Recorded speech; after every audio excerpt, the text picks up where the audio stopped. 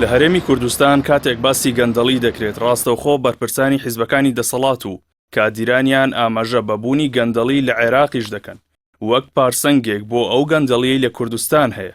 بەڵام باس لەوە ناکرێت کە لە عێراق دەستەی نەزاهە و دادگاکان بە شێوەیەکی چالاکانە بەرپرسان بە تۆمەتی گەندەڵی و خراپ بەکارهێنانی دەسەڵات سزا دەدەن یان بانگهێشتی دادگاکانی دەکەن کە دیارترینیان لە کارلادانی سەرۆکی پەرلەمانی عێراق بوو. ئەمڕۆژ دادگای تاوانەکان لە بەغدا لە بەیاننامەیەکدا ڕایگەیاند فەرمانی 5 ساڵ زیندانیکردنی توندی بۆ بەڕێوەبەری پێشووی دەستەی خانەنشینانی ئەنبار دەرکردووە. ڕایشی گەیاند دادگا بە تۆمەتی بەدەستهێنانی داهات لە ڕێی نایاساییەوە حکمی تاوانبارەکەی داوە بە پێی یاسای دەستەی دەستپاکی و بەدەستهێنانی داهات لە ڕێی یاسای ژمارە 30 هەموارکراوی ساڵی 2011. هاوکات فەرمانگەی لێکۆڵینەوەکانی دەستەی دەستپاکی دەستگیرکردنی 9 فەرمانبەری لە کەرتی تەندروستی پارێزگای سەلاحەددین ئاشکرا کرد کە تێوەگلاون لە بابەتی دەستکاریکردن و بە فیڕۆدانی زیاتر لە 2 ملیار دینار لە سامانی گشتی.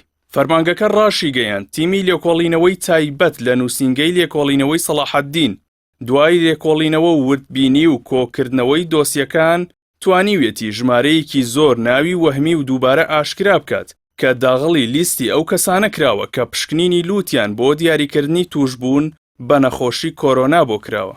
دەستەی دەستپاکی ڕاشی گەیاند تیمەکە هەردوو سەرۆک و ئەندامانی هەردوو لیژنەی کڕین و پشکنین و وەرگرتنی دەرمان و ئەمینداری گەنجینەی تێدایە کە ژمارەیان 9 کەس بووە لە فەرمانگە تەندروستیەکە کە ئاشکرا بووە گرێبەستی وەهمی بۆ زیاتە خستنەسەری نرخی ئەو مادانەی لە پشکنینی لوتدا بەکاردەهێنرێت و بۆ دابینکردنی دەرمان و پێداویستی پزیشکی و تاقیگەیی لە ساڵی 2021دا بە بەهای 2 ملیار و 71 ملیۆن و 690 هزار دینار ئەنجام دراوە.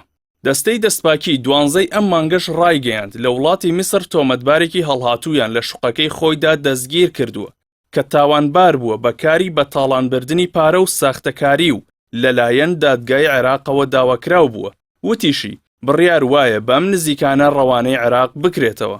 مانگی تشرینی یەکەمی ساڵی ڕابردووش دەستەی دەستپاکی عێراق ئاماری کارە ئەنجامدراوەکانی لە مانگی ئەیلولدا ڕاگەیاند کە ئەنجامدانی 300 کاری لێکۆڵینەوە بووە لەلایەن بەڕێوەبەرایەتیەکانی و نووسینگەکانی لێکۆڵینەوەوە کە تێیدا 73 تاوانبار دەستگیر کرابوون.